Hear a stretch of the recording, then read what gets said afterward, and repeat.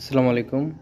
আজকের ক্লাসে আমরা ব্যারন 333 যে ধারাবাহিক ওয়ার্ড আছে সেটারই 3 নম্বর ওয়ার্ডটা শিখব।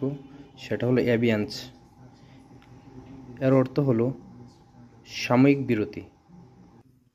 ব্যবহার বা উদাহরণ হিসেবে একটা প্রকল্প আর ভারী বৃষ্টিপাতের কারণে কিছুদিনের জন্য বিরত কাজ থেকে বিরত রয়েছে আর কি, বা কাজটা চলছে না, প্রকল্পের কাজটা বন্ধ থাকছে, এটা কিছু সাময়িক সময়ের জন্য। এই জিনিসটাই বোঝাচ্ছে এভিয়েন্স দ্বারা।